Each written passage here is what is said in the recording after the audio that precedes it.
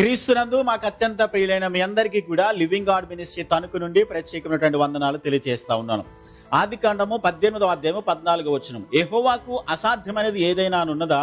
మీదటికి ఈ కాలమున నిర్ణయ కాలమందు నీ యొద్దకు తిరిగి వచ్చెదను, అప్పుడు శారాకు కుమారుడు కలుగుననెను. చూడండి, పరలోకమున్నటువంటి దేవాతి దేవుడు అబ్రహామును ఏర్పాటు చేసుకుని ఇరాక్లో ఉన్నప్పుడు 75 సంవత్సరాల వయసులో ఉన్నటువంటి అబ్రహామును దేవుడు పిలిచి, అబ్రహామా, నేను నిన్ను ఆశీర్వదిస్తాను, నేను నిన్ను దీవిస్తాను, నీ ద్వారా సమస్త జనములను ఆశీర్వాదకరంగా చేస్తానని చెప్పి అబ్రహామును దేవుడు పిలిచినప్పుడు దేవుని మాటకు అబ్రహాము విధేయత చూపించి లోబడి దేవునందు విశ్వాసం ఉంచి ఆయన చూపించి దేశానికి వెళ్ళడానికి వచ్చాడు ఆయన. అయితే 18వ అధ్యాయం వచ్చేసరికి మమ్రే దగ్గర ఉన్నటువంటి సింధూర వనము దగ్గర ఆయన మధ్యాహ్నం పూట భోజనం చేసి కూర్చున్నప్పుడు 3 దేవదూతలు వచ్చినప్పుడు ఆయన చూసి వారిని ఎదుర్కొని వారికి సాగిలపడి వారిని ఇంటికి పిలిచి వారికి భోజనం ఏర్పాటు చేసిన తర్వాత వారు భోజనం చేస్తా ఉన్నప్పుడు అబ్రహాము వారి ఎదుట నిలబడి ఉన్నాడు. అబ్రహాము భార్య అయినటువంటి సారా ఆ గుడారపు వాకిట నిలబడి ఆయన మాటలు వింటా ఉంది. ఆయన అంటున్నాడు, మీదటికి ఈ కాలమున నిర్ణయ కాలమందు మరలా నేను తిరిగి వస్తాను, వచ్చేసరికి శారా గర్భమున ఒక కుమారుడు కలుగుతాడని చెప్పి దేవుడు మాట్లాడుతున్నప్పుడు శారా ఆ మాటలు విని తన మనసులో నవ్వుకున్నట్లుగా మనం చూస్తూ ఉన్నాం. ఎప్పుడైతే శారా తన హృదయంలో నవ్విందో అప్పుడు దేవుడు అంటున్నారు, శారా నవ్వనేలా? యెహోవాకు అసాధ్యమైనది ఏదైనా కలదా? ఆయన చేయలేని కార్యం అంటూ ఏదైనా ఉన్నదా అని చెప్పి ప్రశ్నించినట్లుగా మనం చూస్తూ ఉన్నాం. వెంటనే ఆ శారా అంటుంది, నేను నవ్వలేదు అని చెప్పి అబద్ధం ఆడుతూ ఉంది. చూడండి, ఆయన చేయగలిగినటువంటి సర్వశక్తిమంతుడైన దేవుడు, ఆయనకు అసాధ్యమైనది ఏదీ లేదు.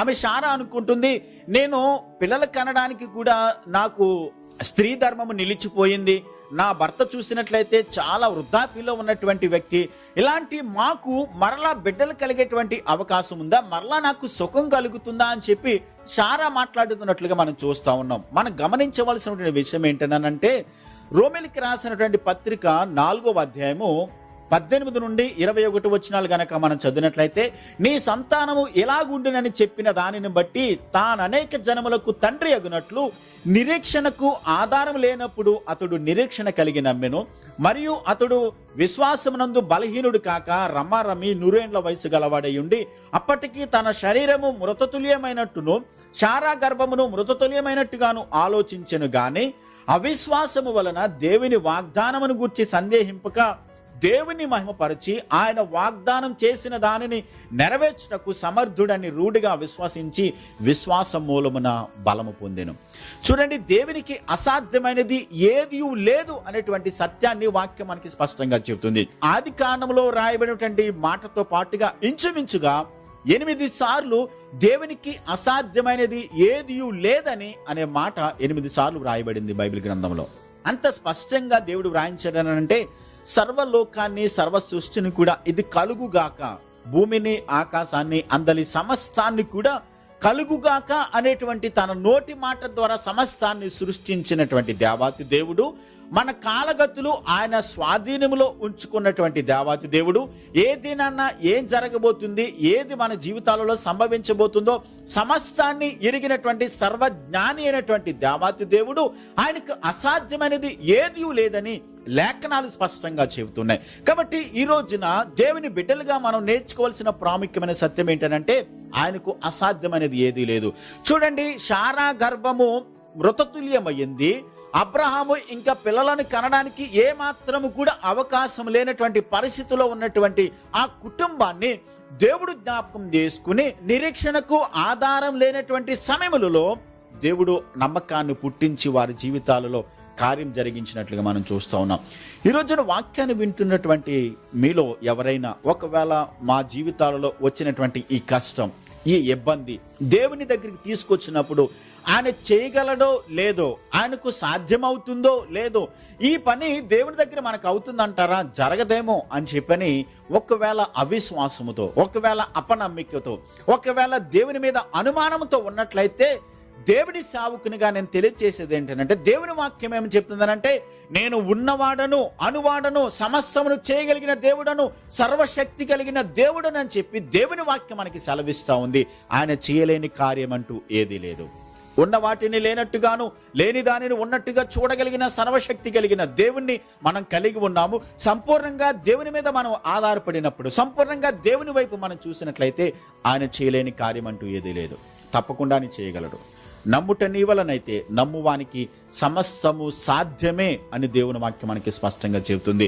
ఆయన యొద్దకు వచ్చేవాడు ఆయన ఉన్నాడనియు అడుగు వాటన్నిటికీ ప్రతిఫలం ఇస్తారని, మనం అడుగుతున్న వాటన్నిటిని కూడా దేవుని సన్నిధిలో మనము నమ్మినప్పుడు, విశ్వాసం ఉంచినప్పుడు దేవుని గొప్ప కార్యాలు మన జీవితాలలో అనుభవించగలం.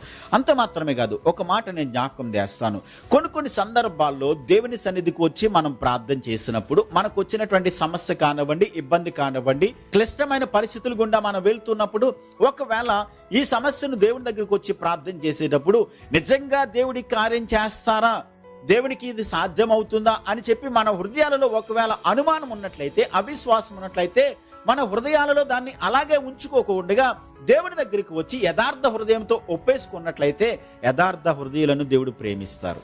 ప్రభువా, ఈ పరిస్థితిని నేను నా జీవితంలో కార్యం జరుగుతుందని నేను అవిశ్వాసంతో ఉన్నాను, నా జీవితంలో సరైన నమ్మకం కుదరట్లేదు, దయచేసి నా విశ్వాసాన్ని స్థిరపరచండి, నాలో ఉన్న అపనమ్మకాన్ని తీసివేయండి, నాలో ఉన్నటువంటి అవిశ్వాసాన్ని తొలగించండి, నాకు విశ్వాసాన్ని ఇవ్వండి, శక్తిని ఇవ్వండి, నా విశ్వాసాన్ని వృద్ధి చేయండి ప్రభు అని చెప్పి ప్రభు దగ్గర యథార్థ హృదయంతో ఒప్పుకున్నట్లయితే దేవుడు మనకి విశ్వాసాన్ని ఇస్తారు. విశ్వాసాన్ని కలిగించేది కూడా దేవుడే. కాబట్టి ప్రతి పరిస్థితిని కూడా మనం దేవుని దగ్గరికి తీసుకుని వచ్చినప్పుడు యథార్థ హృదయంతో ఆయన దగ్గర విశ్వాసంతో దేవుని దగ్గర ప్రార్థించినప్పుడు ఖచ్చితంగా మన జీవితాల్లో దేవుని కార్యాలు అనుభవించగలుగుతాం. దేవుడు అంటున్నటువంటి మాట ఏంటంటే ఆయనకి అసాధ్యమైనది ఏదీ లేదు, అని సమస్తమును చేయగలరు. అపోస్తలుడైన పౌలు హెబ్రీయులకు రాసినటువంటి పత్రిక 6వ అధ్యాయము 13, 14 వచనాలు గనక మనం చదివినట్లయితే, దేవుడు అబ్రహామునకు వాగ్దానం చేసినప్పుడు తనకంటే ఏ గొప్పవాని తోడు అని ప్రమాణం చేయలేకపోయిన గనుక తన తోడు అని ప్రమాణం చేసి, నిశ్చయముగా నేను నిన్ను ఆశీర్వదించును, నిశ్చయముగా నేను నిన్ను విస్తరింపచేతును అని చెప్పెను.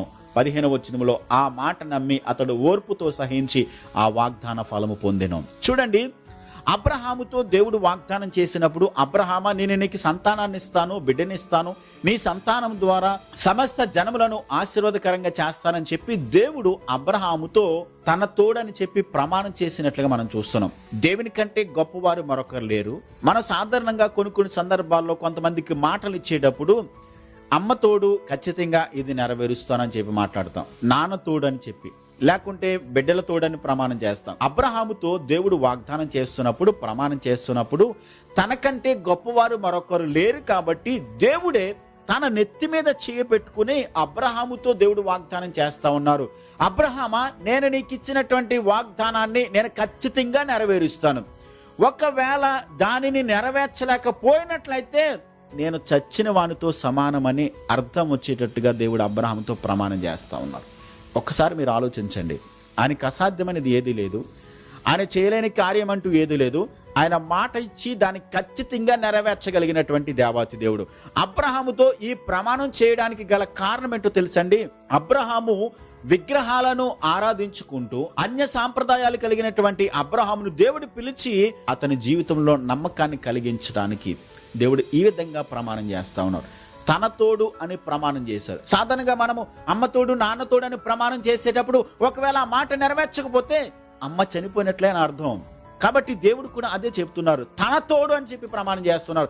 దేవుడే తన నెత్తి మీద చేపెట్టుకుని అబ్రహాముతో దేవుడు వాగ్దానం చేస్తున్నారు, ప్రమాణం చేస్తూ ఉన్నారు, ఖచ్చితంగా నీకు ఇచ్చిన మాట నేను నెరవేరుస్తాను, నాకు అసాధ్యమైనది ఏది లేదు అని చెప్పి దేవుడు అతనితో ప్రమాణం చేసినప్పుడు తన శరీరము మృతతల్యమైనప్పటికీ కూడా, శారా గర్భము అది మృతతల్యమైనప్పటికీ కూడా, ఇక పిల్లలు కలగడానికి అవకాశం లేనటువంటి పరిస్థితులలో ఉన్నప్పుడు, నిరీక్షణకు ఆధారం లేనటువంటి సందర్భంలో అబ్రహాము నిరీక్షణ కలిగి దేవుని యందు నమ్మకం ఉంచాడు, విశ్వాసం ఉంచాడు. వాగ్దానం చేసిన దేవుడు ఖచ్చితంగానే నెరవేరుస్తాడు, వాగ్దానం చేసిన దేవుడు నాకు ఇచ్చిన మాటను ఆయన నెరవేర్చగలిగిన సమర్థుడైన దేవుడని అబ్రహాము నమ్మారు, విశ్వాసం ఉంచారు. అందుకనే అబ్రహాము చనిపోయి ఇంచుమించుగా 6000 సంవత్సరాలు అయిపోతుంది.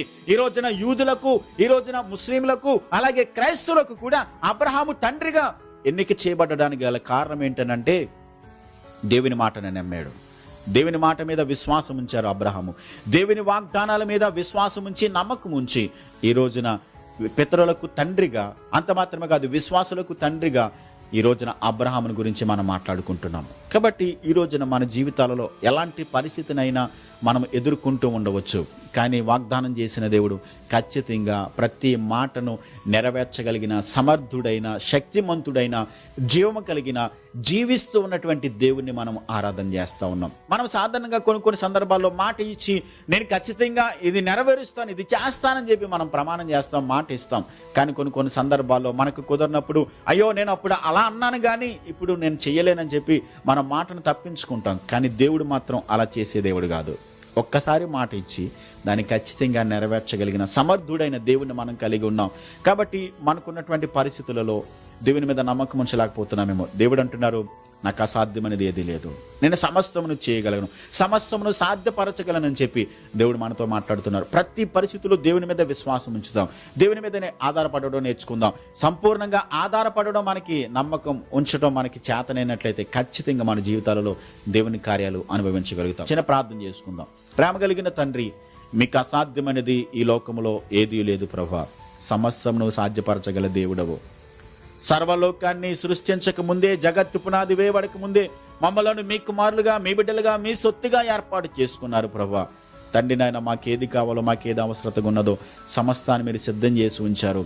మీ మీదనే తండ్రి నాయన మేము ఆనుకుని మీరు మా కొరకు దాచిపెట్టి ఉంచిన ప్రతి ఆశీర్వాదాన్ని, ప్రతి దీవెనను పొందుకుంటూ మీలో ఫలించేవారుగా, మీ కొరకు తండ్రి నాయన మేము ఎదురు చూసేవారుగా, మీ మీదనే మేము ఆనుకునేవారుగా, మీ కృపను, మీ సహాయాన్ని మెండుగా మాకు అనుగ్రహించండి. వాక్యాన్ని వింటున్న ప్రతి వారిని మీరు బలపరిచి స్థిరపరచండి. వారి జీవితాలలో వారు ఎదుర్కొంటున్న ప్రతి పరిస్థితులలో కూడా మీ అసాధారణమైన శక్తి ద్వారా మీ కార్యాలు వారి జీవితాల్లో జరిగిస్తూ మేలు చేసి ఆయన ఆశీర్వదించి మేలుకరంగా వారిని మీరు వర్ధల చేసి దీవించమని యేసయ్య నామములో ప్రార్థించి వేడుచున్నాను మా పరమ తండ్రి. ఆమేన్.